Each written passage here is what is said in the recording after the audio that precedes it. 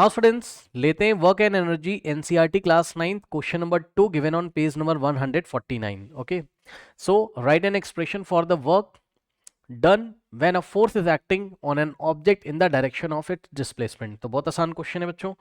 ये देखिए, ये कोई ऑब्जेक्ट है, ओके, और इस ऑब्जेक्ट पे फोर्स लग रहा है एफ, और जिस डायरेक्शन में फोर्स लग रहा है उसी डायरेक्शन में ये ऑब्जेक्ट डिस्प्लेस हो जाता है. सपोज ये पोजीशन ए से, ये इसकी पोजीशन ए, ये पोजीशन ए से पोजीशन बी पे आ जाता है. Correct.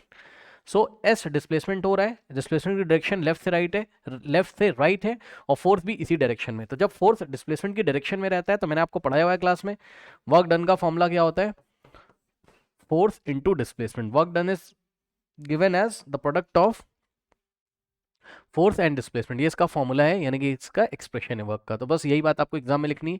When a force F displaces a body through a distance s in the direction of applied force, then the work done W on the body is given by the expression work done is equals to force into displacement, means W is equals to F into S. Note कर लीजिए.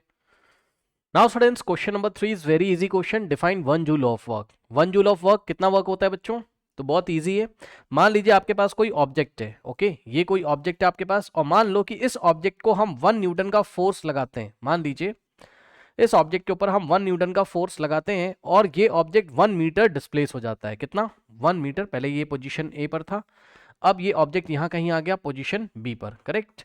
तो जो displacement हो गई वो हो गई 1 metre की. तो जब 1 न्यूटन का फोर्स किसी ऑब्जेक्ट को 1 मीटर डिस्प्लेस कर देता है तो उस बॉडी के ऊपर कितना वर्क होता है? 1 जूल. कैसे? यहां पर देख लीजिए बच्चों, एस डिस्प्लेसमेंट की वैल्यू कितनी दे के रखी है, दे के नहीं, मतलब हम सोच रहे हैं ऐसा मन में, 1 मीटर. सो वर्क कितना आ जाएगा? फोर्स कितना है? 1 न्यूटन. तो work is equal to force into displacement. Force कितना है? 1 न्यूटन इंटू डिस्प्लेसमेंट कितना है? 1 मीटर. तो यहां से आएगा बच्चों 1 इंटू 1 कितना होता है? 1, और न्यूटन इंटू मीटर होता है न्यूटन मीटर, और न्यूटन मीटर को ही जूल लिखा जाता है. Okay, so 1 joule. करेक्ट. तो 1 जूल की डेफिनेशन क्या बनी? यहाँ पे देखिए लिखी हुई है, मैंने आपको क्लास में भी पढ़ाया हुआ है. सो 1 जूल, जे का मतलब कैपिटल जे का मतलब joule. Okay, so 1 joule is the amount of work done by a force of 1 newton on an object that displaces it. It का मतलब ऑब्जेक्ट को जो डिस्प्लेस कर देता है through a distance of 1 metre in the direction of applied force. ये लिखना जरूरी है, in the direction of applied force, क्योंकि 1 जूल की डेफिनेशन पूछी है. 1 जूल कैसा है? पॉजिटिव वर्क है. पॉजिटिव वर्क कब होता है? जिस डायरेक्शन में फोर्स होता है, जब उसी डायरेक्शन में डिस्प्लेसमेंट होती है. ठीक, तो दोनों की डायरेक्शन सेम होनी चाहिए. ये आपकी डेफिनेशन है, नोट कर लीजिए. नाउ स्टूडेंट्स देखिए क्वेश्चन नंबर 4 लेते हैं. A pair of bullocks exert a force of 140 newton on plough. Okay, अब सुनिए बच्चों, दो बुलक्स हैं, मतलब बुलक्स का मतलब दो बुल हैं, बैल हैं. बैल खेतों में जुताई करते हैं, आपने देखा ना, फसल वसल किसान लगाते हैं तो बैलों की हेल्प लेते हैं. बैल जो होते हैं उसकी हेल्प से प्लोइंग हो रही है यहाँ पर. ठीक है ना, मिट्टी को खोदा जा रहा है, निकाला जा रहा है मिट्टी को. ठीक है, उसमें बीज बीज डालने के लिए. तो ध्यान से सुनो, इस क्वेश्चन में बच्चे कंफ्यूज रहते हैं, कहते हैं सर फोर्स की वैल्यू कितनी ले हम, है ना. तो जवाब है फोर्स की वैल्यू आपको नेट फोर्स लेना है. नेट फोर्स कितना है? 140 न्यूटन. मतलब 2 बुलक्स है. 2 बुलक का मतलब 2 बुल हैं, 2 बैल हैं. ये इस तरीके से इसका डायग्राम थोड़ा सा देख लीजिए, क्योंकि पता है इसमें कुछ बच्चे क्लास में कंफ्यूज होते हैं. वो कहते हैं सर फोर्स को डबल कर दो, कुछ बच्चे कहते हैं फोर्स को हाफ कर दो. ऐसा कुछ नहीं है.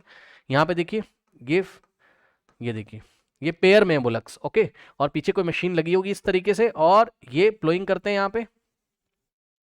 और कितनी लेंथ में प्लोइंग करते हैं? The field being ploughed is 15 metre. यानी कि मान लो ये यहां से यहां तक प्लो करते हैं टोटल. ठीक है ना.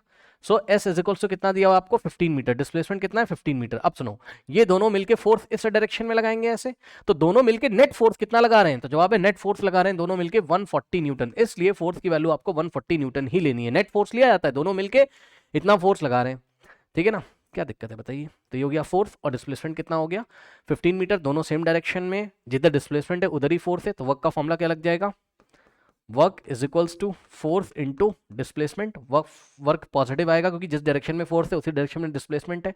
सो फोर्स कितना रखेंगे? 140 न्यूटन इंटू डिस्प्लेसमेंट कितना है? 15 मीटर. इसको मल्टीप्लाई कर लीजिए और जो भी आंसर आएगा वो जूल्स में आ जाएगा. करेक्ट. सो इसको सॉल्व करते हैं बच्चों. हम एक काम करते हैं, हम ना 14 को 15 से मल्टीप्लाई कर लेंगे, जो आंसर आ जाएगा उसमें ये वाला 0 जो कि 140 के साथ है उसको हम लगा देंगे. ठीक, चलिए. 5 4 ज़ा 20, 2 जाएगा यहाँ पर. 5 1 ज़ा 5 प्लस 2 कितना होता है? 7. उसके बाद 1 4 ज़ा 4 और 1 1 ज़ा 1. सो यहाँ से आएगा 0. 7 प्लस 4 कितना होता है? 11. 1 जाएगा, 1 प्लस 1 2, 210 आ गया. ठीक, सो 210 तो यहाँ से आया, और ये वाला 0 हम यहाँ पे कॉपी कर देंगे. आंसर कितना आ गया आपका? Work done on the field is 2100 joules. Note कर लीजिए.